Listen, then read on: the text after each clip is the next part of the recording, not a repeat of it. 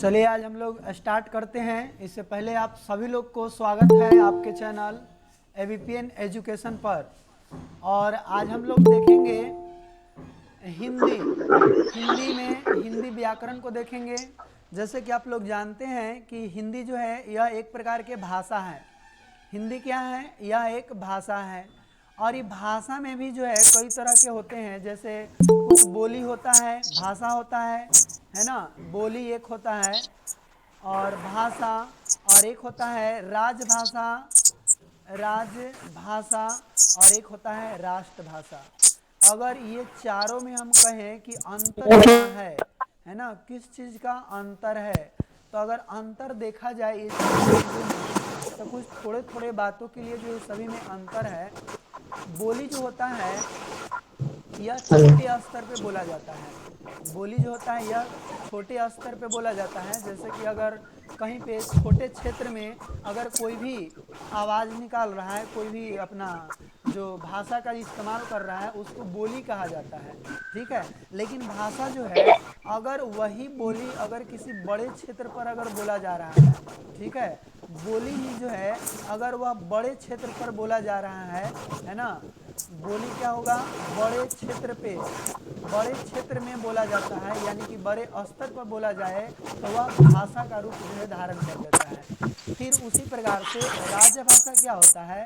तो जैसे हमारे संविधान में जो भाषा है, यानी कि जो पूरे नियम कानून जिस भाषा में होता है ना, उसको हम लोग बोलते हैं राजभाषा, है ना। तो राजभाषा जो है यह एक संवैधानिक भाषा है। यह संविधान में लिखा हुआ, संविधान में यह उल्लेखित भाषा है, जिसको हम लोग बोलते हैं राजभाषा के नाम से। यानी पूरे अपने राष्ट्र का जो भाषा होता है संविधान में, जो जिस पर जो जिस भाषा के अंतर्गत पूरे नियम कानून बनाए जाते हैं, उसे हम राजभाषा कहते हैं।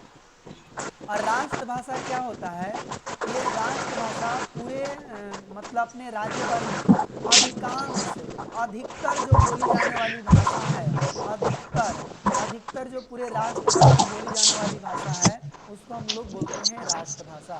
ठीक है। तो ये चारों चीज़ों में आप लोगों को डिफरेंस जो है समझ में आया होगा कि आखिर इसमें जो है चारों में डिफरेंस क्या है। बोली जो है यह छोटे स्तर पर बोला जाएगा, और यही बोली अगर किसी बृहद क्षेत्र पर, यानी कि बड़े स्तर में अगर बोला जाएगा, तो उसको भाषा कहेंगे। और राजभाषा क्या होता है? हमारा संविधान में जो उल्लेखित भाषा है, उसको हम लोग बोलते हैं राजभाषा। और हमारे राष्ट्र में, हमारे देश में जो अधिकांश, अधिकतर जो बोली जाने वाली भाषा है, उसको हम लोग राष्ट्रभाषा कहते हैं। तो ठीक उसी प्रकार से हिंदी भी जो है यह एक भाषा है। और यह भाषा कैसा है? जैसे इसमें भी भाषा में एक देखेंगे आप लोग मातृभाषा। ठीक है। मातृभाषा भी आप लोग सुने होंगे। तब मातृभाषा क्या है? जैसे कि हम लोग ये भाषा अपने समाज से सीखते हैं, अपने माँ के मुखों से सबसे पहले हम लोग सीखते हैं मातृभाषा। ठीक है। तब माँ के द्वारा सीखी गई जो भाषा है, अपने समाज के द्वारा जो सीखी गई भाषाएं हैं, उसको हम लोग बोलते हैं मातृभाषा। ठीक है। तो हम लोग का जो भाषा है, मातृभाषा, वो क्या है? हिंदी है। ठीक है। और अलग अलग क्षेत्रों में जो है यह भाषा अलग अलग होता है। ठीक है। और उसके बाद हिंदी को अगर हम देखें, तो यह हिंदी को यानी कि 14 सितंबर 1949, 14 सितंबर 1949 को यह संविधान में यह अपनाया गया इस भाषा को, यानी कि हिंदी भाषा को जो है संविधान में यह उल्लेखित हुआ। कब? 14 सितंबर 1949 को। इसीलिए इसीलिए जो है 14 सितंबर को यह प्रत्येक वर्ष हिंदी दिवस के रूप में मनाया जाता है। प्रत्येक वर्ष क्या होता है? हिंदी दिवस के रूप में जो है मनाया जाता है। तो अगर क्वेश्चन यहाँ से आए कि हिंदी दिवस कब मनाया जाता है, तो आप याद रखेंगे 14 सितंबर को। ठीक है। और ये हमारे संविधान के अनुसूची अगर देखें, यह संविधान के तो अनुसूची यह 8 में जो है इसका चर्चा किया गया है। अनुसूची 8 में। और अगर भाग की बात करें, तो आपका भाग जो है 22 भाग आपका 22 में जो है इस भाषा का जो है शामिल किया गया है। ठीक है। तो इसको आप लोग याद रखेंगे। अब हम लोग समझते हैं कि आखिर हम लोग व्याकरण जो पढ़ते हैं, वह व्याकरण क्यों पढ़ते हैं। क्योंकि ये जो हिंदी व्याकरण है, ठीक है, तो इस व्याकरण का मतलब ही होता है, इसका अगर हम तोड़े तो वी प्लस आ प्लस करण, वी प्लस आ प्लस करण होता है। इसका मतलब होता है कि किसी भी चीज को भली भांति समझना, यानी किसी भी चीज को भली भांति समझना। तो हिंदी व्याकरण जो होगा, हिंदी को हम भली भांति अगर समझेंगे, जिसके अंतर्गत समझेंगे, उसको जो है हिंदी व्याकरण के नाम से जाना जाएगा। ठीक है, यानी कि व्याकरण का मतलब क्या होता है, किसी भी चीज को भली भांति से समझना, किसी भी भाषा को सही तरीका से समझना। और हिंदी अगर भाषा को सही तरह से समझेंगे और उसको जो है हम बोल चाल करेंगे, पढ़ेंगे, तो उसको हम लोग हिंदी व्याकरण कहेंगे। ठीक है, तो अब देखते हैं हम आगे की हिंदी व्याकरण में हम लोगों को पढ़ना क्या है, क्या क्या हम लोग पढ़ेंगे। ठीक है, तो हिंदी व्याकरण में हम लोग मुख्य रूप से जैसे भाषा का भी अध्ययन करेंगे, लेकिन एग्जाम में जो है यहाँ से क्वेश्चन आप लोग को नहीं बनता है, तो जो भी जहाँ से बनता हो क्वेश्चन, वहाँ से जो है हम बताने की कोशिश करेंगे। तो यहाँ पे सबसे पहले आप देखिए अनुक्रमणिका, यानी कि इसमें जो है क्या क्या आप लोग को हिंदी में पढ़ना है, यानी इसका सिलेबस क्या है, इसके बारे में हम लोग थोड़ा सा जान लेते हैं। तो सबसे पहले यहाँ पे आपका है वर्ण विचार। ठीक है, वर्ण विचार, अगर पूरे हिंदी की अगर बात करें तो आपको जो है हिंदी को मुख्यतः तीन ही भाग में बांट सकते हैं। एक तो होता है वर्ण विचार, एक होता है शब्द विचार, और एक होता है वाक्य विचार। और ये तीन गो अगर पार्ट आप पढ़ लेते हैं तो पूरा हिंदी व्याकरण जो है समाप्त हो जाता है। और यही तीनों का जो है छोटे छोटे खंड है, और उनको हम एक क्रमबद्ध तरीका से जो है पढ़ने की कोशिश करते हैं, जानने की कोशिश करते हैं। ठीक है, तो हम लोग सबसे पहले वर्ण विचार हम लोग पढ़ेंगे, उसके बाद शब्द विचार पढ़ेंगे, उसके बाद जो है वाक्य विचार पढ़ेंगे। ठीक है, तो इसमें वर्ण विचार में हम लोग पूरी अच्छी तरह से जो है अध्ययन करेंगे, वर्ण विचार में क्या क्या चीज़ आता है। उसके बाद शब्द में पढ़ेंगे, और शब्द में विकारी शब्द के बारे में पढ़ेंगे। विकारी शब्द में आपका आ जाएगा संज्ञा हो गया, सर्वनाम हो गया, विशेषण हो गया, और क्रिया हो गया। उसके बाद जो सातवां है अविकारी शब्द, और अविकारी शब्द में आपका हो जाएगा क्रिया विशेषण, और जो समुच्चय बोधक, विस्मयादि बोधक, ये सभी जो आते हैं आपका अविकारी शब्द में आएगा। और अविकारी शब्द को ही अवयव शब्द भी बोलते हैं। तो ये सभी के बारे में हम लोग बारी बारी से जानेंगे। अभी जो है काफ़ी इसका जो है सिलेबस बड़ा है, और हम लोग बारी बारी से सभी के बारे में काफ़ी अच्छे तरह से जो है अध्ययन करेंगे। उसके बाद यदि हम देखें तो वाक्य विचार, और इस वाक्य विचार में हम लोग पढ़ेंगे लिंग के बारे में, और फिर वचन, ये सब जो है एक तरह से सीरीज बनाया हुआ है, और इस सीरीज के अनुसार जो हम लोग पढ़ने की, जानने की कोशिश करेंगे। उसके बाद जो हम देखें 11 नंबर में यहाँ काल की चर्चा करेंगे, फिर जो है कारक पढ़ेंगे, फिर वाच्य आपका पढ़ने के लिए है, और फिर उपसर्ग, प्रत्यय और संधि। संधि की अगर बात करें तो ये संधि यह एक प्रकार का वर्ण के अंतर्गत ही आता है। वर्णों का मेल के बारे में हम लोग पढ़ते हैं, उसको नाम है संधि। फिर समास, तो इस समास में हम शब्दों या पदों का मेल जो है हम इसको जानते हैं कि शब्दों का किस प्रकार से मेल होता है, पदों का किस प्रकार से मेल होता है, यह समास में पढ़ते हैं। और उसके बाद विलोम शब्द पढ़ेंगे, पर्यायवाची शब्द पढ़ेंगे, मुहावरा पढ़ेंगे। ठीक है, उसके बाद और भी कुछ छोटे छोटे जो चीज़ बच जाएगा, यानी अनेक शब्दों के लिए एक शब्द पढ़ेंगे। ये सब चीज़ जो है हम लोग हिंदी व्याकरण में पूरा जो है कंप्लीट करेंगे। तो आज हम लोग जो है सबसे पहले जानेंगे वर्ण विचार के बारे में। यह वर्ण विचार आपका जो है आपका फर्स्ट पार्ट है, वर्ण विचार। तो सबसे पहले हम लोग जानेंगे कि आखिर वर्ण है क्या, वर्ण विचार कहते किसको हैं, इसके बारे में हम लोग समझने की कोशिश करते हैं। तो यहाँ पे देखिए, सबसे पहले यहाँ हम लोग समझ सकते हैं, कहता है कि वर्ण वह छोटी से छोटी ध्वनि है जिसके टुकड़े या खंड न किए जा सके, इसे क्या बोलते हैं, वर्ण कहते हैं। ठीक है, सब लोग को समझ में आ रहा होगा। तो एक बार जो है आप लोग लिख कर जरूर बताएंगे। चलिए, यस सर। अब देखिए सर नोट्स लिखे वर्ण ना। पढ़ेंगे तो वर्ण कहता है कि सर वर्ण लिख ले। यह एक प्रकार की ध्वनि है। ध्वनि का मतलब क्या होता है, जैसे अगर आपके मुख से जो भी कोई कंपन निकलता है वह क्या होता है, ध्वनि होता है। यानी कि मुंह से अगर किसी व्यक्ति के मुख से किसी भी तरह का अगर कंपन निकले, उस कंपन को ध्वनि कहेंगे। और वह ध्वनि में वर्ण जो होता है एकदम सबसे छोटी से छोटी ध्वनि होता है, जिसको हम खंड या टुकड़ा नहीं कर सकते हैं, उसे हम क्या बोलेंगे, वर्ण कहेंगे। जैसे यहाँ पे अगर बात किया जाए तो अ को अगर हम देखें तो अपने मुख से तुरंत उसका हम उच्चारण कर देते हैं, ई क ख च, इस तरह से बोलते हैं। लेकिन यहाँ पे जो क है, क को बोलने में अ का उच्चारण भी होता है, क आ रहा है। तो इस प्रकार से अगर क हलंत अगर दे दें तो सबका उच्चारण जो है आपका एकदम एक ही बार में हो जाएगा, यानी कि वो एकदम सबसे छोटा होगा, एकदम उसका टुकड़ा वाला भाग होगा। ठीक है, क हलंत जब लगा देते हैं तब तो ये सभी के सभी जो है वर्ण के अंतर्गत आते हैं। आपके मन में जो एक क्वेश्चन बन रहा होगा कि सर यहाँ पे तो जो क ख च जो लिखा हुआ है यह यहाँ पे वर्ण नहीं कहला सकता है, क हलंत वर्ण कहला सकता है। लेकिन जब वर्ण के भेद आप जब जानेंगे तो वर्ण के भेद दो प्रकार के होता है, स्वर वर्ण और व्यंजन वर्ण। तब व्यंजन वर्ण में आप क ख ग के बारे में ही अध्ययन करेंगे, तो क आखिर जो है उसके भेद कैसे हो जाते हैं। तब भेद जो है इसी कारण से होता है क्योंकि यहाँ पे क हलंत जो होगा वर्ण होगा, क हलंत अगर होगा तो वर्ण होगा, च हलंत होगा तो वर्ण होगा।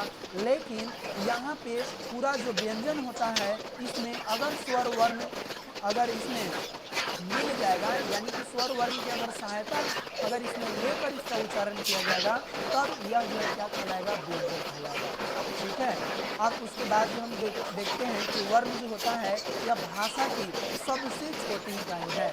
वर्ण क्या होता है, भाषा की सबसे छोटी इकाई है। आप लोग ध्यान से समझे, और इसका क्यूज जो है आपको शाम को टेलीग्राम पे होगा, और हिंदी का ही क्यूज होगा। जो भी विषय पढ़ाई होगा उसका ही जो है क्यूज ज़्यादातर आप लोगों को मिलेगा। ठीक है, तो आप लोग यहाँ ध्यान से समझे, समझने की कोशिश करें, और फिर शाम को जो है आप जितना भी समझे हैं वो सबको जो है वहाँ पे जांच किया जाएगा।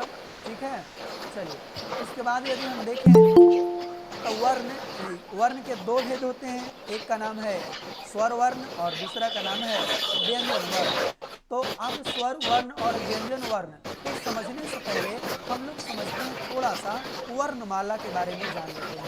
आखिर वर्णमाला क्या होता है, वर्णमाला किसे कहते हैं, उसके बारे में जानते हैं। तो कहता है कि वर्णों के जो क्रमबद्ध है समूह है, क्रमबद्ध का मतलब क्या होता है, एकदम बढ़िया से सरियावर वैसा समूह वर्णों का, जिसको हम लोग वर्णमाला कहते हैं। जैसे यहाँ पे आप देखेंगे वर्णमाला को कुछ इस टाइप से देख सकते हैं। देखिए यहाँ पे जो आ हरस्वी दीर्घी उ दीर्घु और री है, ए ऐ ओ और औ, ये सभी क्या है, स्वर वर्ण है। और इसको बहुत ही अच्छे तरह से इसको क्रमबद्ध तरीका से आपको सजाया हुआ है।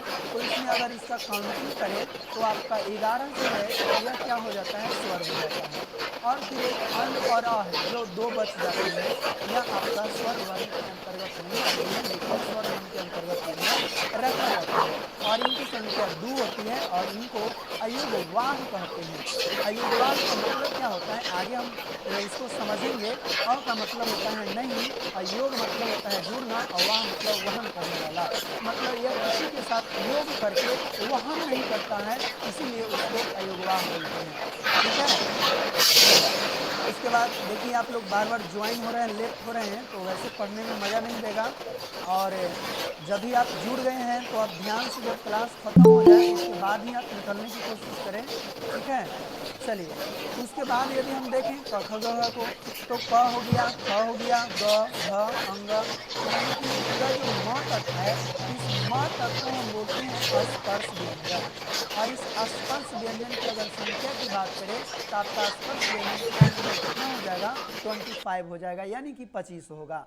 ठीक है, तो उसके बाद यदि हम देखें य र ल और व, ये जो चार जो होते हैं, ये चार को हम लोग बोलते हैं अंतः अस्त व्यंजन। और ये सभी के सभी के बारे में भी हम स्पेशल चर्चा करेंगे कि अंतस्थ व्यंजन क्या होता है, आपका स्पर्श व्यंजन क्या होता है, अयगवाह क्या होता है, स्वर वर्ण क्या होता है, ये सभी के बारे में समझेंगे। लेकिन अभी हम लोग क्या समझ रहे हैं, वर्णमाला, कि वर्णमाला के अंतर्गत कौन कौन से आते हैं।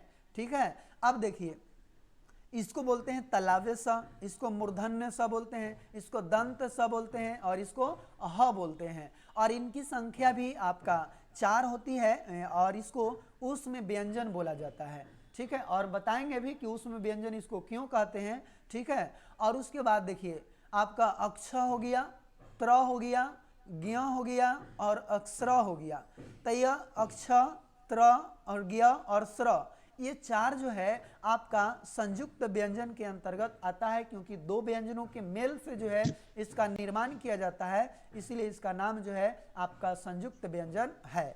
और इस प्रकार से एक अड़ और एक अढ़ होता है, इसका भी जो है इस्तेमाल कभी कभी किया जाता है। ठीक है, तो इसको भी हम ताड़ंजात नहीं कहते हैं, इसको हम लोग बोलते हैं एक अलग से, हम एक अन्य प्रकार के रूप में जो है हम इसको व्यंजन के रूप में देखते हैं, अड़ और ढ को, और इनकी संख्या 2 होती है। और इसमें जो भी संख्या लिखा हुआ है ये सबको अगर जोड़ा जाए, ठीक है, सबको जोड़ा जाए तो यहाँ पे टोटल आपका 52 जो है वर्ण होता है। तो अगर पूछा जाए कि वर्णों की कुल संख्या कितना होगा, तो आपका कितना हो जाएगा, 52 हो जाएगा। वर्णों की कुल संख्या कितना होगा, 52 होगा, जिनमें से जो मूल स्वर होते हैं, मूल व्यंजन जो होते हैं, उसके बारे में भी जान लेते हैं। तो यहाँ से देखिए, एक यहाँ पे नोट में आप बनाकर लिख लेंगे कि हिंदी वर्णमाला में कुल 52 वर्ण हैं, जिनमें से 11 स्वर हैं और 33 व्यंजन है। अगर आपसे हम कहें कि अगर इसको ऐड आप करिए 11 और 33, तो आप बोलेंगे कि 44 हो जाएगा। लेकिन फिर भी यहाँ से मन में आपके जो है क्वेश्चन एक उठ जाएगा कि सर अभी आप बताएं कि हिंदी वर्णमाला में कुल 52 वर्ण होते हैं, लेकिन यहाँ पे हिंदी वर्ण जो है 2 तरह के होता है, एक स्वर वर्ण, एक व्यंजन वर्ण, और स्वर 11 हुआ है, व्यंजन आपका 33 है, दोनों मिला के 44 होना चाहिए। तो यह मूल रूप से जो वर्णों की संख्या है, ठीक है, वह जो है क्या है, 44 है। लेकिन कुल वर्ण अगर बात किया जाए कि कुल वर्णों की संख्या कितना है, तो आपका कितना हो जाएगा, यानी कि 52 होगा, यानी कि 52 होगा। लेकिन अलग अलग अगर बात करें तो स्वर वर्ण की संख्या 11 गो और व्यंजन वर्ण की संख्या आपका 33 होगा। तो और यहाँ से अगर क्वेश्चन ऐसा कहे कि हिंदी वर्णमाला में जो है मूल वर्णों की संख्या केगो है, तब मूल वर्ण यदि कहे तो आपका 44 होगा, लेकिन कुल वर्ण कहे तो आप कितना मारेंगे, वहां पे 52 मारेंगे। ठीक है, कोई दिक्कत है तो आप बोल सकते हैं, इसको समझने में दिक्कत है तो, क्या कोई दिक्कत है? नहीं sir. No sir, no sir. अगर लिखना चाहते हैं तो इसका पीडीएफ जो है आपको क्लासरूम पे या आपका टेलीग्राम, मतलब किसी भी अभी जो भी सुविधा है वहाँ पे जो है आपको भेज दिया जाएगा, और वहाँ से आप नोट कर सकते हैं। ओके सर, क्लास कोड क्या है? राजा बोल रहे हैं नो सर, चलिए बहुत अच्छा। अब देखिए सर, क्लास कोड क्या, क्लास कोड क्लास कोड वो नहीं, यहाँ से ईमेल जो भी दिए हैं उसको जो है खुद ऐड कर दिया जाएगा, आप वहाँ से जो है इसको लिख सकते हैं, इसका पीडीएफ जो आप प्राप्त कर सकते हैं। चलिए अब देखिए तो यहाँ पे सर स्वर, कि स्वर किसे कहते हैं और इसके कितने प्रकार होते हैं। तो कहता है कि जिन ध्वनियों या वर्णों के उच्चारण में अन्य वर्ण यानी किसी भी वर्ण की सहायता न लेनी पड़ती है, उसको हम लोग बोलते हैं स्वर वर्ण।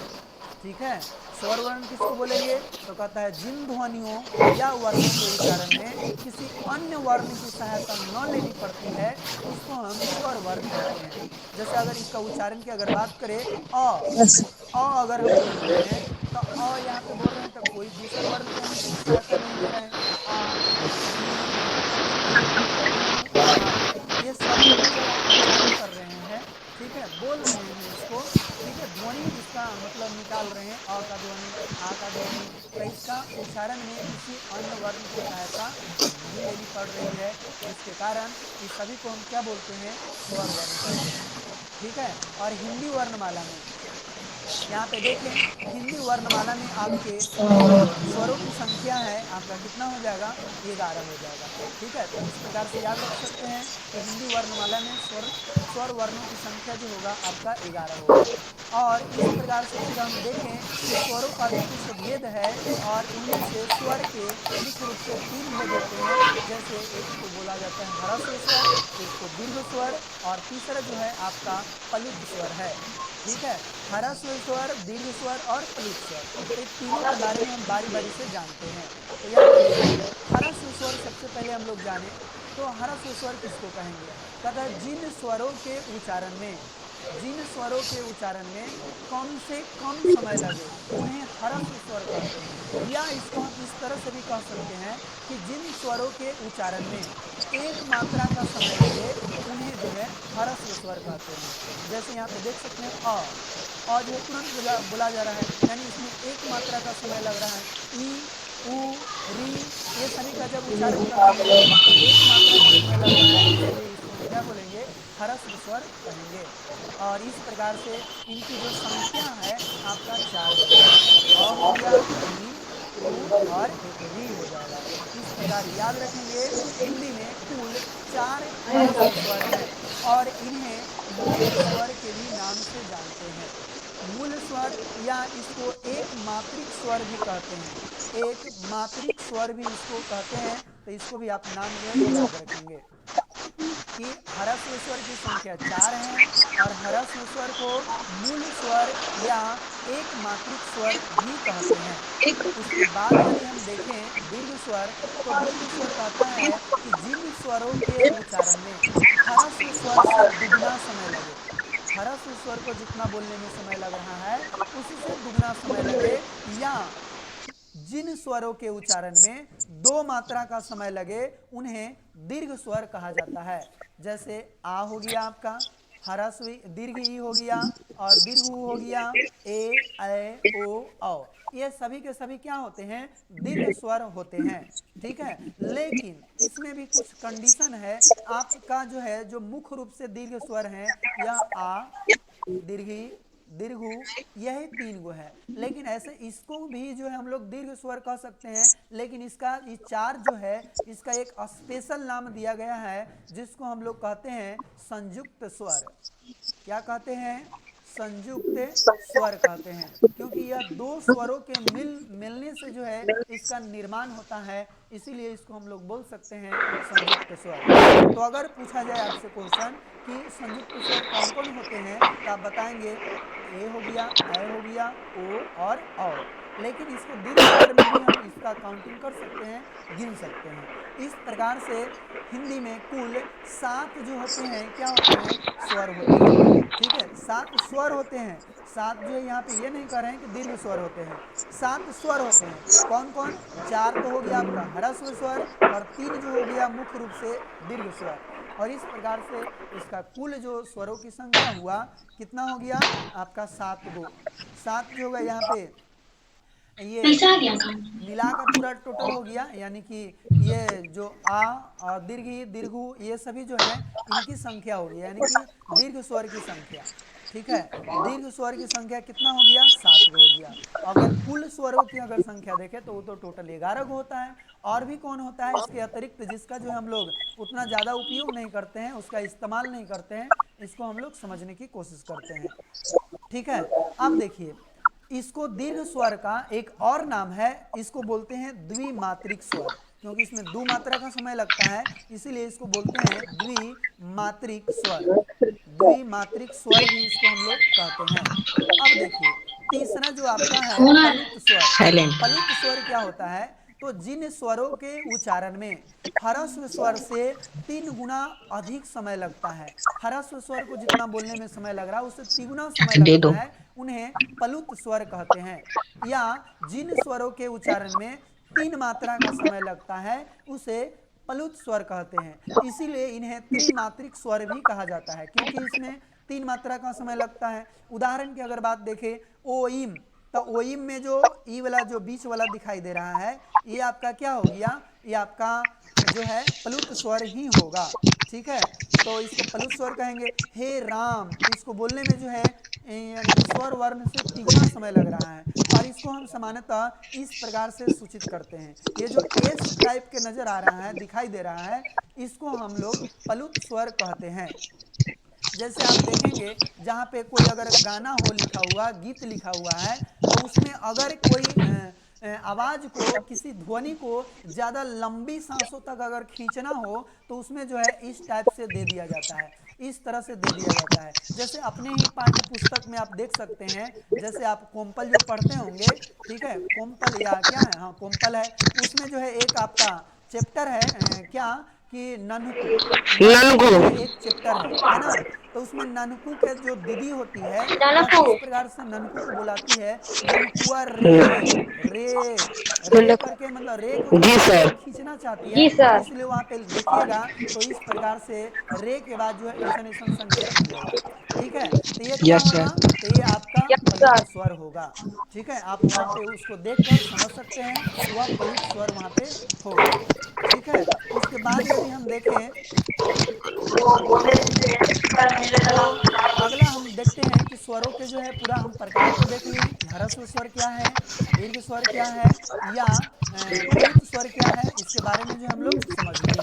अब आगे हम लोग देखें तो अब देखिए इस स्वरों का कुछ विभाजन जो है इस प्रकार से हम लोग किए हैं, इसको हम लोग समझते हैं। जैसे देखें कि स्वर यहाँ पे तीन तरह के होता है, अ, ई, उ और री। ये चार जो है आपका क्या है, ह्रस्व स्वर है। फिर आ, दीर्घई, और यहाँ पे दीर्घाई, दीर्घाऊ, ऐ, ओ। ये जो आपका सात जो है नजर आ रहा है, इसको हम दीर्घ स्वर कहते हैं। और ये जो देख रहे हैं, ये आपका अ का जो है अर्ध रूप है। अ जो आप देख रहे हैं, इस अ के आधा रूप को हम बोलते हैं इस तरह से, और इसका संकेत इस प्रकार से होता है, और इसको प्लुत स्वर कहते हैं। अगर टोटल काउंट करें तो ये टोटल यही दोनों काउंट किया जाता है, ये दोनों। और इस प्रकार से देखिए, सात ये हो गया, चार ये हो गया, और सात और चार कितना हो गया, टोटल 11। इस प्रकार से 11। स्वर वर्णों की जो कुल संख्या होगी वो आपका कितना हो जाएगा, 11 हो जाएगा। ठीक है, 11। चलिए उसके बाद यदि हम देखें अयुग्वाह, अभी अभी हम लोग जानने की कोशिश कर रहे थे कि अयुग्वाह क्या है। तो देखिए अयुग्वाह, तो अयुग्वाह किसे कहते हैं, तो कहता है हिंदी वर्णमाला में अन्य तथा अह, अन और अह जो है इसको अयोगवाह की संज्ञा दी जाती है। क्यों दी जाती है, क्योंकि इन्हें स्वरों के साथ रखा गया है, स्वरों के साथ रखा गया है, लेकिन स्वर स्वतंत्र गति न होने के कारण इन्हें स्वर नहीं माना जाता है। क्योंकि जानते होंगे कि जो स्वर स्वर वर्ण होता है उसका जो उच्चारण होता है एकदम स्वतंत्र होता है, लेकिन अन और अह का उच्चारण जो है यह स्वतंत्र गति से न होने के कारण इन्हें स्वर नहीं माना जाता है। ठीक है, और स्वरों के साथ प्रयुक्त होने के कारण यह व्यंजन की श्रेणी में भी नहीं रखा जाता है। देखिए यहाँ दो तरह का कंडीशन है, क्या, जैसे पहला बात है कि इसको जो है स्वर में इसलिए रखा जाता है क्योंकि इसको स्वर जैसा ही उसका मतलब देखने के लिए मिलता है, लेकिन जानते हैं कि स्वर वर्ण जो होता है उसका उच्चारण में किसी दूसरे वर्ण की सहायता नहीं लेनी पड़ती है ना, किसी भी दूसरे वर्ण की सहायता नहीं लेनी पड़ती है, यानी कि स्वतंत्र रूप से उसका उच्चारण किया जाता है। लेकिन यहाँ पे जो है स्वतंत्र गति से इसका उच्चारण नहीं होता है, जिसके कारण इसको स्वर नहीं माना जाता है। और स्वरों के साथ होने के कारण यह स्वरों के साथ ही इसको मतलब लगाया जाता है, अयोगवाह को, अनुस्वार और विसर्ग को। ठीक है, इसीलिए इसको व्यंजन की श्रेणी में भी नहीं रखा जाता है। यानी कि कह सकते हैं स्वरों तथा व्यंजन में से किसी के साथ जो है योग न होने के बावजूद यह ध्वनि का वहन करते हैं, इसीलिए इन्हें क्या बोलते हैं, अयोगवाह कहते हैं। ठीक है, तो अयोगवाह को जो है आप लोग समझ गए होंगे, बहुत अच्छे तरह से समझने की सर फिर से एक बार समझा हाँ दीजिए। आप जरूर समझ गए होंगे। ठीक है, अब उसके बाद देखते हैं आगे यदि हम देखें तो स्वरों की मात्राएं क्या है। मात्रा, तो मात्राएं क्या होती सर है फिर इसको से एक हम बार। समझते हैं। तो स्वर सर फिर से जब समझा दीजिए। व्यंजन के साथ मिलते हैं तो सर उनका फिर रूप से एक बदल बार जाता है। कीजिए। जब सर स्वर फिर जब से एक बार। व्यंजन के साथ मिलते हैं तो उनका रूप बदल जाता है, और बदले हुए रूप को मात्रा कहा जाता है। जैसे अ के अतिरिक्त शेष स्वरों को जब व्यंजन के साथ प्रयुक्त किया जाता है, व्यंजन वर्णों के साथ जब इसको उच्चारण किया जाता है, जब मिलाया जाता है, तो उनकी मात्राएं ही लगती है। जैसे अ की जो है कोई मात्रा नहीं होती है, यानी कि अ की मात्रा नहीं होती है, इसीलिए अ से रहित व्यंजन को हलंत लगाकर दिखाया जाता है। ठीक है, अ जिसमें अगर नहीं है वैसे व्यंजनों को हम हलंत लगाकर उसको दिखाते हैं। जैसे क हलंत, लेकिन अ जैसे ही मिला देंगे तो ये पूरा क बन जाएगा, है ना। उसी प्रकार ख हलंत, लेकिन अ मिला देंगे तो पूरा ख बन जाएगा। यानी अ नहीं रहेगा तो उसको किस रूप से हम प्रकट करेंगे, तो ख हलंत से उसको प्रकट करेंगे। ठीक है, चलिए इसके बाद यदि हम देखें सर फिर से एक बार। तो क्या फिर से एक क्या बार क्या अपना दिक्कत समझा है। दीजिए। सर फिर से एक बार। फिर से चलिए देखिए, मात्रा कहता है कि जब हम स्वर स्वर यानी स्वर वर्ण जो है वह व्यंजन के साथ प्रयुक्त होता है, तो वह जिस रूप में प्रयुक्त होता है उस रूप को ही हम लोग क्या बोलते हैं, मात्रा बोलते हैं। यानी कि उसमें जब मात्रा लगता है ना, व्यंजन में जब उस स्वर की मात्रा लगाया जाता है तभी जो है वह क्या हो जाता है, आपका मात्रा कहलाता है। यानी कि मात्रा का प्रयोग जो उसमें किया जाता है, इसलिए ये अलग अलग जो है हम लोग 12 खड़ी के नाम से जो जानते हैं वह आपका मात्रा के प्रयोग से ही उसका निर्माण किया जाता है, 12 खड़ी को। ठीक है, कोई दिक्कत है तो फिर भी बोल सकते हैं। No sir. चलिए आगे नहीं देखते सर। हैं। No sir. अब देख लेते हैं कि आखिर वह मात्रा कौन नो कौन से सर। हैं, इसके बारे में भी देखते हैं। तो देखिए, ये जो इधर देख रहे हैं आपका स्वर है, लेकिन आप याद रखेंगे कि स्वर में जो है होता है अ का कोई मात्रा नहीं होता है। ठीक है, तो इसीलिए अ को यहाँ पे छोड़ दिया गया है और इस प्रकार से आ से शुरू हुआ। आ तो आ का जो मात्रा होता है कुछ इस टाइप से होता है। जैसे आप देख सकते हैं माता, तो माँ में भी आ लगा हुआ है, ता में भी आ लगा हुआ है। तो एक पाई द्वारा इस प्रकार से एक खड़ी लाइन द्वारा यह क्या किया गया है, इसको बनाया गया है, माता शब्द को बनाया गया है। ठीक है, उसी प्रकार से ई, तो ई के मात्रा कुछ इस टाइप से होता है और इसको शब्द में प्रयोग कुछ इस टाइप से होता है। मतलब द से इधर ही में उड़ा देते हैं तो यह बन जाएगा क्या, यानी कि दिन बन जाएगा। तो ये दिन में जो इधर से उड़ाया गया इस टाइप से, तो इसी को हम क्या बोलेंगे, मात्रा। इस प्रकार से सभी का मात्रा होता है। दीर्घ का देखेंगे तो इधर से होता है, यानी जित जो इधर में है वो वाला। फिर ऊ का मात्रा देखेंगे तो इस टाइप से होता है और इसका प्रयोग शब्द में कुछ इस टाइप से होता है। और ये दीर्घ है और उसका मात्रा ये है। ठीक है, और ये जो है क्या है, फूल।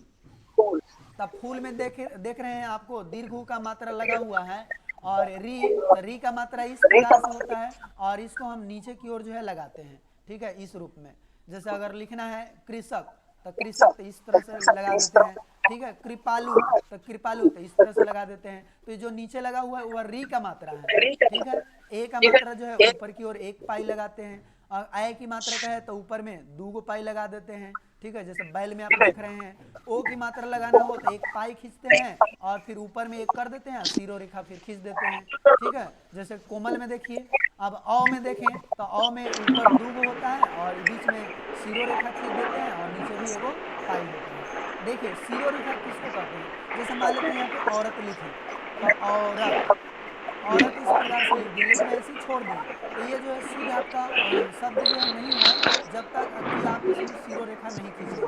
तो सीरो रेखा किस प्रकार से खींचा जाता है, देखिए आप जो सीरो रेखा खींच दिए तो इसको हम लोग सही उच्चारण कर सकते हैं और इसको सही शब्द जो है हम लोग कह सकते हैं, औरत। तो इस प्रकार से देखें कि जो मात्रा है उस मात्रा की संख्या कितना है, तो आप कहेंगे कि मात्रा की संख्या जो टोटल 10 गो है। ठीक है, जैसे 1 2 3 4 5 6 7 8 9 10, ये 10 गो जो है मात्रा होता है। तो आप यहाँ से याद रख सकते हैं कि जो मात्रा की संख्या है कितना होता है, 10 होता है। उसके बाद देखिए अब है अनुस्वार। अनुस्वार और अनुनासिक, अनुस्वार और अनुनासिक ये दोनों में जो है डिफरेंस क्या है, अंतर क्या है, इस अंतर को जो है हम लोग समझते हैं। तो अनुस्वार को सबसे पहले समझते हैं। कहता है जब वर्ण का उच्चारण, जब कोई भी वर्ण का उच्चारण केवल नासिका से हो, नासिका का मतलब कि क्या, नाक, नासिका मतलब क्या होगा, नाक होगा। यानी कि जब कोई भी वर्ण का उच्चारण अगर नाक से हो रहा है तब वह अनुस्वार कहलाता है। क्या कहलाएगा, अनुस्वार कहलाएगा। और हिंदी में अन्य अन्य तथा प्रत्येक वर्ग का, जैसे कवर्ग और चवर्ग, टवर्ग, तवर्ग और पवर्ग का पंचम वर्ण कवर्ग के अंतर्गत आपका हो जाएगा क, ख, ग, घ, अंग। ये जो है कवर्ग के अंतर्गत आ जाएगा। चवर्ग के अंतर्गत च, छ, ज, झ, इया आता है। टवर्ग के अंतर्गत ट, ठ, ड, ढ, टवर्गीना। तथा के अंतर्गत तवर्ग के अंतर्गत आएगा त, थ, द, ध, न। तो इसका सभी वर्ग का जो पंचम वर्ण है, यानी कि अंग हो गया, इया हो गया, टवर्ग न हो गया, न हो गया, अम, ये सभी के सभी क्या होते हैं, अनुस्वार होते हैं। ठीक है, यानी कि जैसे हम देखें यहाँ पे तो अन्न तो एक है ही अनुस्वार, इसके अलावा अगर हम कहीं पे इसका उच्चारण कर रहे हैं तो इसका उच्चारण जो है नाक से होगा। जैसे देखिए, नाक को आप बंद करिए, नाक को आप पकड़िए और बोलिए चंचल। तो चंचल जब आप बोलेंगे तो नाक में जो है झंझनाहट उत्पन्न होगा। चंचल। अंक, तो नाक में जो है झंझनाहट उत्पन्न हुआ। रंक, पंख, गंगा, ये सभी का उच्चारण जब आप करेंगे तो उसका उच्चारण करने में आपका नाक जो है महत्वपूर्ण भूमिका निभाएगा। ठीक है, मतलब नाक में कंपन जरूर उत्पन्न होगा। तो इसीलिए जिसका उच्चारण करने में नाक जो है मतलब उसका उच्चारण नाक से होता है, यानी कि नाक में ही उसका कंपन होता है, तो उसको अनुस्वार कहा जाता है। ठीक है, अब अनुनासिक क्या होता है, तो अनुनासिक ही थोड़ा सा हम लोग समझ लेते हैं। कहता है जब वर्ण का उच्चारण नासिका तथा मुख दोनों से समान रूप से हो, नाक से भी हो और आपका मुंह से भी हो, नाक और मुख दोनों से हो एक समान रूप से, तो उसको अनुनासिका कहते हैं। ठीक है, जैसे कि आप देख रहे हैं यहाँ पे, इसको बोला जाता है चंद्र बिंदु। जो कांच, पांच, ये सब के ऊपर में जो आप देख रहे हैं, इसको क्या बोला जाता है, चंद्र बिंदु। चंद्र बिंदु। और ये चंद्र बिंदु जो है कुछ इस टाइप से इसको सूचित करते हैं, ऐसे चंद्रमा पार के ऊपर में गोल दे देते हैं तो इसको चंद्र बिंदु कहते हैं। और इसका उच्चारण जब हम लोग करते हैं तो नाक और गला यानी कि मुंह दोनों से जो है इसका उच्चारण होता है। जैसे आप नाक को पकड़े इस टाइप से और पांच को जो है पढ़ के देखे, यहाँ गला भी सटाए रहे हैं आप हाथ को और नाक भी पकड़े और बोले पांच, तो देखिए गला भी आपको झंझनाएगा और नाक भी झंझनाएगा और दोनों से जो है एकदम समान रूप में वैसा जो है कंपन निकलेगा। तो इसी कारण उसको हम क्या बोलेंगे, अनुनासिक बोलेंगे। ठीक है, तो आप समझ गए होंगे अनुस्वार क्या होता है, अनुनासिक क्या होता है, इसके बारे में भी आप समझ गए होंगे। ठीक है, चलिए, तो उसके बाद यदि हम बात करें तो आपका व्यंजन आ गया। व्यंजन किसे कहते हैं और ये कितने प्रकार के होते हैं, इसके बारे में भी हम लोग जानेंगे। तो देखिए, जिन व्यंजनों का उच्चारण स्वरों की सहायता से होता है उन्हें व्यंजन वर्ण कहते हैं। जैसे कोई भी वर्ण का उच्चारण कर रहे हैं लेकिन उसका उच्चारण करने में स्वर वर्ण की सहायता लेनी पड़ रही है। जैसे अगर हम उच्चारण करें क, ठीक है, क, तो क में जो है अ का हमको सहायता लेना पड़ रहा है, तो अ क्या है, एक स्वर है। फिर अगर हम बोल रहे हैं का चाहे ख, तो ख में भी अ का उच्चारण हो रहा है। ग, घ, ये भी सब जितना भी सबका उच्चारण कर रहे हैं सब में क्या हो रहा है, अ का सहायता लेनी पड़ रही है, मतलब स्वर वर्ण की सहायता लेनी पड़ रही है। इसीलिए इसको हम क्या बोलेंगे, व्यंजन वर्ण बोलेंगे। और हिंदी वर्णमाला में व्यंजनों की जो कुल संख्या है, जो प्रारंभ में ही आप लोग देख लिए होंगे कि 33 है। ठीक है, हिंदी वर्णमाला में व्यंजनों की कुल संख्या आपका 33 है। और इस प्रकार जिस तरह से स्वर व्यंजन को यानी स्वर वर्ण को 3 भागों में बांटा गया था, उसी प्रकार से यहां भी व्यंजन को भी 3 भागों में बांटा जाएगा। और ये 3 भाग कौन कौन है, पहला देखें स्पर्श व्यंजन, दूसरा अंतःस्थ व्यंजन और तीसरा आपका हो जाएगा ऊष्म व्यंजन हो जाएगा। अब देख सकते हैं यहाँ पे स्पर्श व्यंजन क्या होता है, अंतःस्थ व्यंजन क्या होता है और ऊष्म व्यंजन क्या होता है, इसके बारे में हम लोग यहाँ बारी बारी समझते हैं। तो देखिए, सबसे पहले यहाँ पे आप समझ सकते हैं स्पर्श व्यंजन को। स्पर्श व्यंजन क्या है? कहता है जिन व्यंजन वर्णों के उच्चारण में श्वास वायु मुख के अलग अलग भागों को स्पर्श करती है। जैसे अगर देखेंगे मुख में कई भाग होते हैं, एक कंठ होते हैं, एक तालु होते हैं, एक आपका मूर्धा होता है, एक दंत होता है और एक आपका ओठ होता है जिसको ओष्ठ कहते हैं। तो इन भागों से जो है वह स्पर्श करती है, जिसके कारण इसको स्पर्श व्यंजन कहते हैं।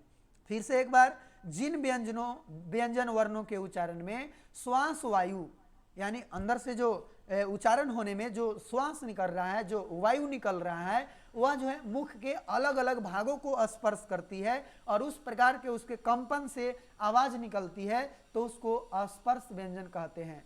और हिंदी वर्णमाला में इनकी संख्या 25 है। जैसे देख सकते हैं ये कवर्ग, कवर के अंतर्गत आपका यहाँ से अंग तक हो जाएगा, चवर के अंतर्गत यहाँ तक होगा, टवर के अंतर्गत ये, तवर के अंतर्गत ये सारे आ जाएंगे और पवर के अंतर्गत ये आ जाएंगे। तो इस प्रकार से अगर ये टोटल को अगर काउंट करें, ये टोटल को काउंट करें तो इनकी संख्या कितना हो जाएगा? तो आपका 25 हो जाएगा। तो आप याद रखेंगे कि जो स्पर्श व्यंजन होता है उसका संख्या टोटल 25 होते हैं। अब यहाँ पे समझते हैं दूसरा नंबर जो पॉइंट है, अंतःस्थ व्यंजन। अंतःस्थ व्यंजन क्या है? तो कहता है अंतःस्थ व्यंजन कि अंतःस्थ, अंत माने अंदर, अस्थ माने स्थित, ठीक है, या हम इसको कह सकते हैं अंतःस्थ शब्द का अर्थ क्या होगा? तो मध्य या बीच में स्थित, ठीक है। यानी अंत मतलब न बाहर और न ज्यादा अंदर, बीच में एकदम मध्य में स्थित होता है, उसको हम लोग बोलते हैं अंतःस्थ व्यंजन, ठीक है। और हिंदी वर्णमाला में जो कुल व्यंजन है उसमें स्वर तथा व्यंजन के मध्य आते हैं। देखिए इस स्वर और व्यंजन के मध्य में जो आने वाला व्यंजन होता है वह क्या कहलाते हैं? आपका अंतःस्थ व्यंजन कहलाता है। जो स्वर के भी बीच में स्वर और व्यंजन दोनों की क्या होता है? बीचे बीच होता है और उनकी संख्या आपका 4 है। और अगर देखा जाए कि कौन कौन है तो यहाँ पे देख सकते हैं, या हो गया, र, ल और व, ये चारों जो है आपका क्या है? अंतःस्थ व्यंजन है। तो इसको अपने दिमाग में एकदम बिल्कुल जो है सेट कर लें कि अंतःस्थ व्यंजन की जो संख्या होगा 4 होगा। और यह कौन कौन 4 होगा? तो य, र, ल और व। और यह कहाँ स्थित होता है? तो आप कहेंगे स्वर और व्यंजन के मध्य में यह स्थित होते हैं, ठीक है। चलिए उसके बाद यदि हम देखें आगे उसमें व्यंजन, चलिए इतना कोई के समझने में दिक्कत? No sir. No sir. चलिए नो सर। चलिए उसके बाद देखते हैं हम लोग उष्म व्यंजन। तो उष्म व्यंजन क्या है? तो उष्म का मतलब ही होता है क्या? गर्म। उष्म का मतलब क्या होता है? अर्थ क्या होता है? गर्म। तो गर्म मतलब क्या चीज? गर्म, ठीक है। उष्म मतलब गर्म तो ठीक है, जान रहे हैं, लेकिन क्या गर्म? तो कहता है कि वे व्यंजन जिनके उच्चारण के समय वायु जो है मुख से रगड़ खाकर, है ना, रगड़ खाकर जो है गर्म हो जाती है, यानी कि वायु ही क्या हो जाती है? गर्म हो जाती है, अर्थात मुख से गर्म वायु निकलती है, उन्हें उष्म व्यंजन कहते हैं। जैसे आप क्या करें, अपने मुख के सामने जो है हाथ को ले जाए, अपने हथेली को ले जाए और इसका उच्चारण करें, स, मूर्धन्य स, दंत स, ह। जब इस तरह से आप उच्चारण करेंगे तो अंदर से जो है जो वायु निकलेगी वह आपका किस प्रकार की होगा? गर्म होगा। इसलिए चारों के चारों आपका क्या होगा? उष्म व्यंजन होगा, ठीक है। तलावी स, मूर्धन्य स, दंत स और एक ह हो, ठीक है। तो चारों के चारों को हम लोग बोलेंगे उष्म व्यंजन बोलते हैं और इनकी संख्या आपका कितना होगा? 4 होगा। उसके बाद यदि हम देखें संयुक्त व्यंजन, तो ऑन करो उसमें गूगल मीट जल्दी है और यहाँ से जो क्वेश्चन बहुत अच्छा बनता है। और वो किस और टाइप एक से है यहाँ पे आप लोग समझने की कोशिश करें। कहता है हिंदी वर्णमाला में इनकी संख्या कितनी है और ये क्या है? कहता है 2 व्यंजनों के मेल से जो बने वर्ण होते हैं उन्हें संयुक्त व्यंजन कहते हैं। और दो वर्ण है, कौन कौन से मिलकर जो है कौन सा जो है वर्ण बनेगा, और आखिर इनकी संख्या कितना होगा और कौन कौन होगा, इसके बारे में भी जानते हैं। तो देखिए हिंदी सर वर्णमाला जी। में इनकी संख्या 4 होती है। जैसे क हलंत, क हलंत प्लस स, तो क हलंत प्लस स ये दोनों मिलेगा तो आपका 6 बन जाएगा। ठीक है, और त हलंत वो कर प्लस र देंगे उसमें। ये जब मिलेगा तो आपका त्र बन जाएगा, और ज हलंत प्लस इय अगर मिलेगा तो ज्ञ बन जाएगा, और स हलंत यानी कौन सा है, तालाब्य स, तो तालाब्य स में अगर र मिलेगा तो आपका स्र बन जाएगा। इसको याद करना बहुत ही आसान है। जैसे आप छ अक्ष, तो अक्ष का जो है आप इंग्लिश में क्या कहते हैं, के एस एच, ठीक है, इस टाइप से बोलते हैं। तो के मतलब कोची क हलंत, और याद रखेंगे कि हमेशा जो है प्रारंभ में ही हलंत लगा हुआ रहेगा, और एस एच मतलब क्या होता है, मूर्धन्य स, यानी क हलंत प्लस मूर्धन्य स मिलेगा तो आपका अक्ष बन जाएगा। और त्र का जो है आप इंग्लिश में क्या लिखते हैं, तो टी आर से त्र, तो टी से त, आर से र, तो त हलंत और र दोनों मिल गया तो क्या बन गया, त्र। ठीक है, उसी प्रकार से ज्ञ, तो ज्ञ को आप क्या लिखते हैं, जे वाई एन से ज्ञ, ठीक है, तो जे से ज, वाई एन से ई, है ना, तो जे वाई एन से ई होता है, जे से यहाँ पे ज्ञ पढ़े ज पढ़ेंगे, और वाई एन से ई मतलब ज हलंत और ई मिलके आपका क्या बन जाएगा, ज्ञ बन जाएगा। उसके बाद देखिए यहाँ तलाबे स, तो तलाबे स और र मिलेगा तो स्र बनेगा, और स्र को आप इंग्लिश में कैसे लिखते हैं, एस एच आर से स्र, तो एस एच मतलब तलाबी स, आर मतलब र, तलाबी स और र मिलेगा तो बन जाएगा स्र। तो इस प्रकार से ये जो है संयुक्त व्यंजन कहलाएंगे। यहाँ से क्वेश्चन किस टाइप से आएंगे, आपसे क्वेश्चन कह देगा इस तरह से कि अक्षा, अक्षा किन किन वर्णों से मिलकर बना हुआ है, तो आप जल्दी से बताएं। ऑप्शन दे रहे हैं हम कि क हलंत प्लस स, बी में क हलंत प्लस स, बी में यहाँ पे दे दिया गया क हलंत प्लस तलाबी स, और सी में दे दिया यहाँ पे ऑप्शन हलन क प्लस हलंत प्लस मूर्धन्य स अरे हलंत में भी, और डी में दे दिया आपका क हलंत प्लस स हलंत। बोलिए इसका सही आंसर कौन होने वाला है, C. Option number C. D, option number C. Option number A C. देखिए सी। सामने सामने जो है लिखा हुआ है, फिर भी जो है सब सही नहीं कर पा रहा है। Option number C A. Option number C. हाँ देखिए क्वेश्चन ए नंबर बोले ए, बिल्कुल बोले हैं, ए ऑप्शन सही नंबर आंसर ए। है, सी बिल्कुल नहीं, बिल्कुल गलत है आपका सी, क्योंकि सी में आप देख सकते हैं कि यह हलंत जो है इसमें भी लगाया हुआ है, स हलंत में भी हलंत लगाया हुआ है, तो इसलिए यहाँ तो नहीं लगा हुआ है, तो यानी कि प्रारंभ में केवल हलंत लगा हुआ होना चाहिए, जो कि आपका ए में है, और इसीलिए सही आंसर जो होगा आपका ए होगा। और अधिकांश लोग जो है ए आंसर दे रहे हैं, और बहुत अच्छा, और इस सभी का एकदम शानदार आंसर आ रहा है, और सभी लोग का एकदम सही है, लेकिन कुछ लोग जो है सी में बोल रहे थे तो उनका जो है गलत है। चलिए बहुत अच्छा, आगे देखते हैं अब। अगला यदि हम देखें, यहाँ पे लास्ट है आपका पॉइंट, और यहाँ पे कुछ ट्रिक के माध्यम से भी इसको याद करेंगे। जैसे देखिए अब व्यंजन के कुछ प्रकार है, प्राण श्वास की मात्रा के आधार पर व्यंजन के कितने भेद हैं, तो कहेंगे कि प्राण श्वास की मात्रा के आधार पर, प्राण श्वास की मात्रा के आधार पर व्यंजन के दो भेद हैं। कौन कौन, एक को बोलते हैं अल्प प्राण और एक को बोलते हैं महाप्राण, अल्प प्राण और एक को महाप्राण बोलेंगे। और अल्प प्राण देखिए कहता है कि जिन व्यंजनों के उच्चारण में श्वास वायु कम मात्रा में बाहर निकलती है, जिन व्यंजनों के उच्चारण में श्वास वायु कम मात्रा में बाहर निकलती है उन्हें अल्प प्राण व्यंजन कहते हैं। ठीक है, और ये अल्प प्राण व्यंजन में अल्प मतलब होता ही है, अल्प मतलब एकदम कम, और प्राण का मतलब क्या, जिसमें से मतलब वायु निकलना, यानी वायु का प्रवाह होना। ठीक है, तो वो वायु का प्रवाह जो है एकदम कम होगा, एकदम कम मात्रा में वायु जो है मुख से निकलेगा इसका उच्चारण करने में, तो उसको अल्प प्राण बोलेंगे। और प्रत्येक वर्ग का, यानी हर वर्ग का आपका पहला, तीसरा और पांचवा वर्ग, यानी कि फर्स्ट, फिफ्थ और फाइव, 135 आप याद रखिएगा, 135 वर्ग और अंतः अस्त व्यंजन अल्प प्राण व्यंजन होते हैं। जैसे 135 का मतलब क्या हुआ, प्रत्येक वर्ग का पहला वर्ण का वर्ग है तो उसका पहला क।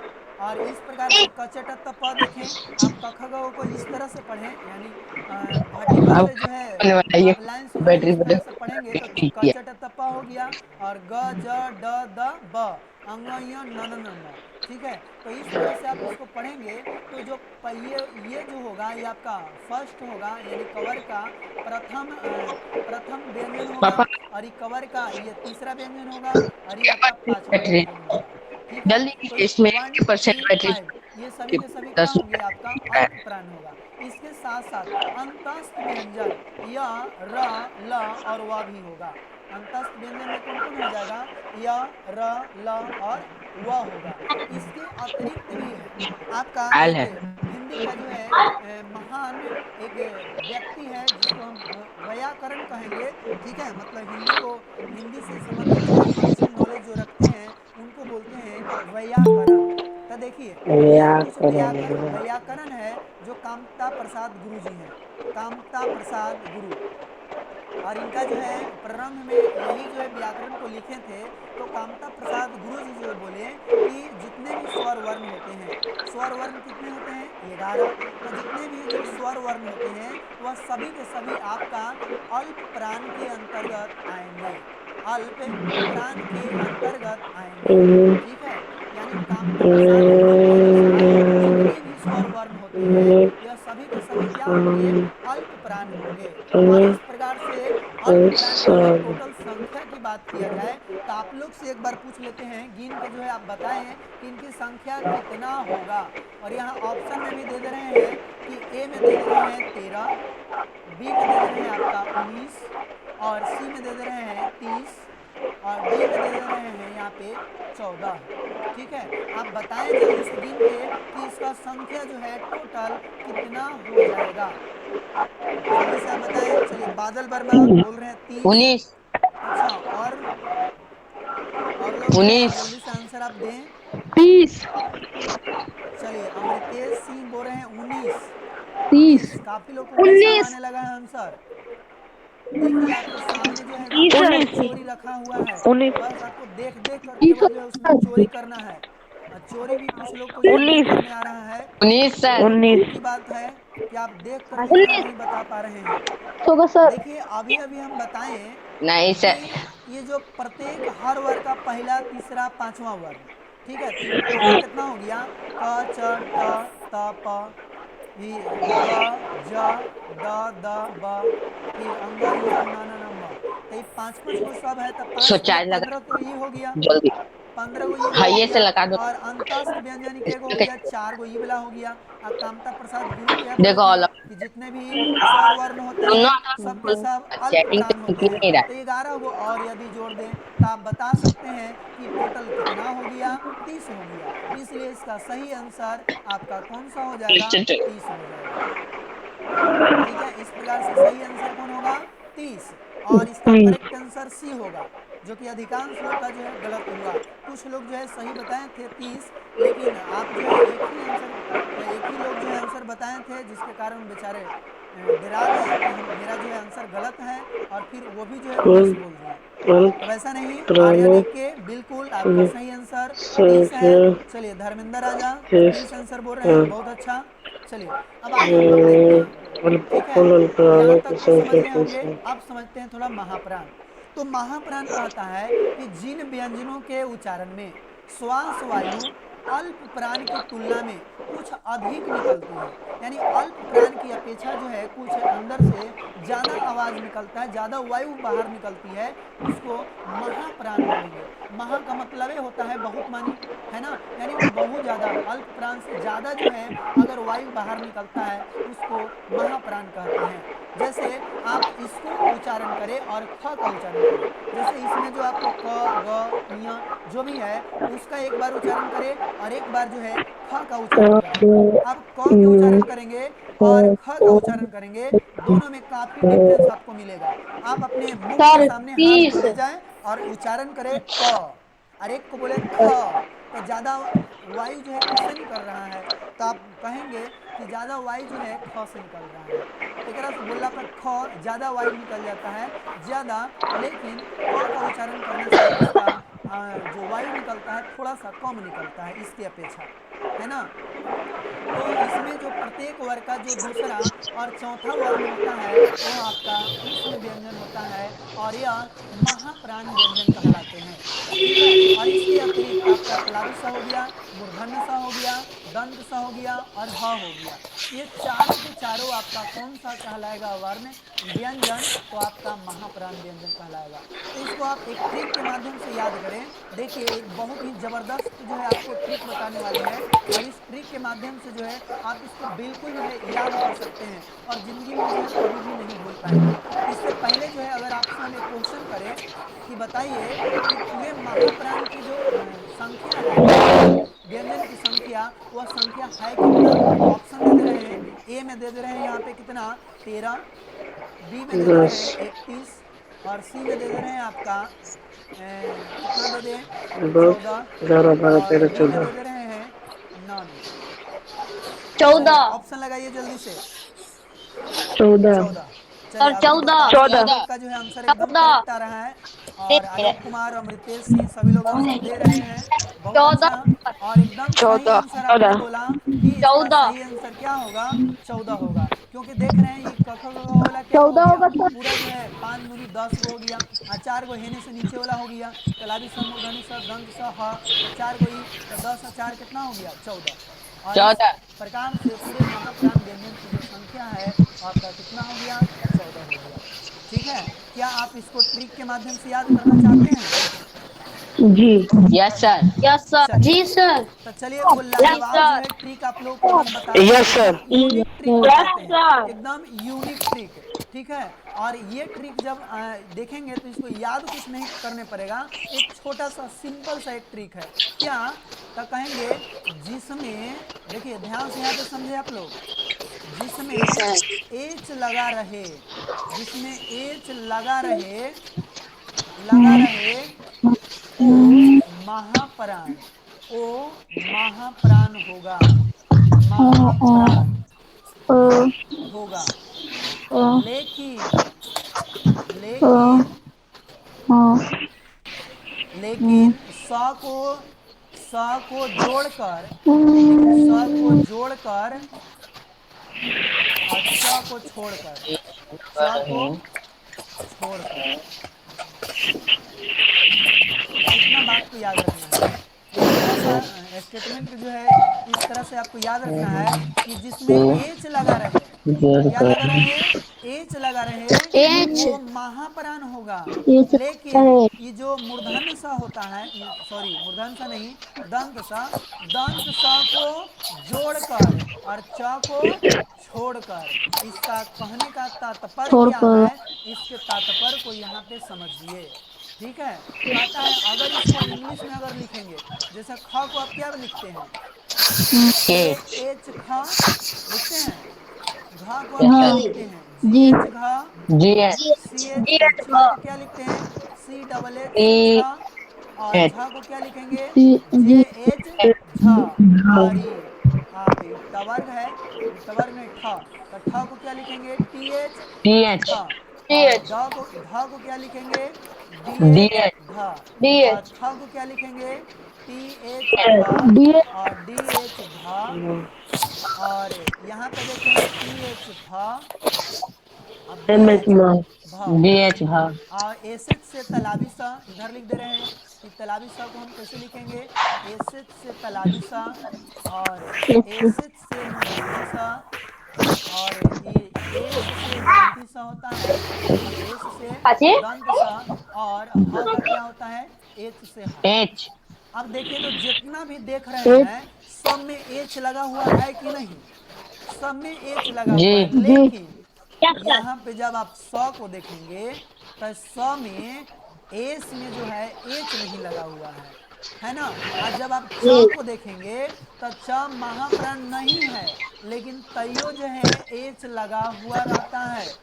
इसीलिए यहाँ लिखा हुआ है एच लगा रहे वो सभी महाप्राण होगा, लेकिन स को ई वाला स को जोड़कर और ई वाला च को छोड़कर। तो इस प्रकार से आपको पूरा जो है कंप्लीट याद हो गया होगा कि जो महाप्राण है आपको ये जब याद हो गया, इसके अलावा अगर कुछ भी कहे आप अल्प प्राण कहेंगे, है ना। जहां भी अगर आपसे हम पूछे क्वेश्चन कि बताओ ये ठ जो है कौन प्राण के अंतर्गत आएगा, अल्प प्राण कि महाप्राण? महाप्राण। क्यों? क्योंकि इसको जब हम देख रहे हैं तो महाप्राण। महाप्राण तो एच महाप्राण। में लगा हुआ है, जिसके कारण क्या होगा, महाप्राण होगा। महाप्राण। तो बताइए ये टॉपिक जो है कैसा लगा, और महाप्राण इसको सर। ये जो है आपको याद हुआ कि बहुत नहीं, अच्छा इसके सर, बारे में जो है बताएं। Thank you sir. चलिए बहुत अच्छा। अब देखिए अब इंड करेंगे, लेकिन थोड़ा सा हम लोग देख लेते हैं पूरा जो व्यंजन पढ़े और भी पढ़ेंगे, घोष वर्ण अघोष वर्ण के बारे में पढ़ेंगे, और उसमें भी काफ़ी लाजवाब ट्रिक जो है, ट्रिक के माध्यम से हम लोग याद रखेंगे। ठीक है, अभी यहाँ पे देखिए जो व्यंजन है, इस व्यंजन को हम 3 भागों में बांटें। कौन कौन? एक तो स्पर्श व्यंजन, अंतस्थ व्यंजन और उष्म व्यंजन।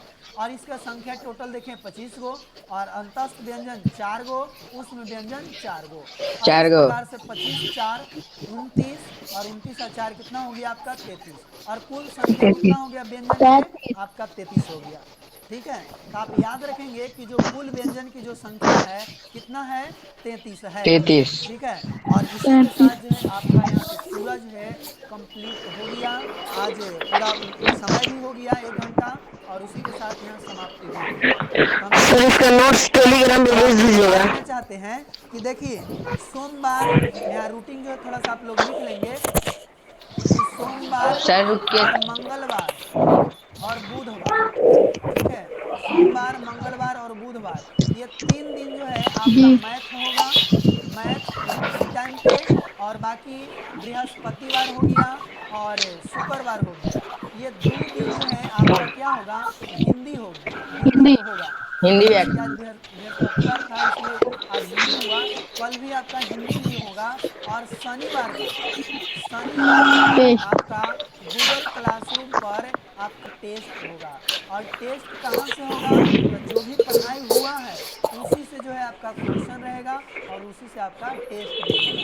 तो ये पूरे रूटीन को जो है आप याद रखेंगे और अपने कॉपी में भी जो है नोट कर लेंगे कि सोमवार मंगलवार और बुधवार, ठीक है, ये 3 दिन क्या होगा आपका मैथ होगा, और बृहस्पतिवार और शुक्रवार क्या होगा, हिंदी होगा, और शनिवार के टेस्ट, और रविवार को आपको बिल्कुल एकदम छुट्टी करना है। और जिस तरह से आपको छुट्टी रहता है उसी तरह से रविवार सर को छुट्टी रहेगा। ठीक सर है, नोट्स टेलीग्राम पे भेज दीजिएगा। हाँ, इसका पीडीएफ जो है गूगल क्लासरूम पे चला जाएगा या टेलीग्राम पे चला जाएगा, वहाँ से आप सर लिख सकते गूगल हैं। क्लासरूम ठीक का है, कोड क्या है सर? तो चलिए अब इसको जो हम समाप्त करते हैं।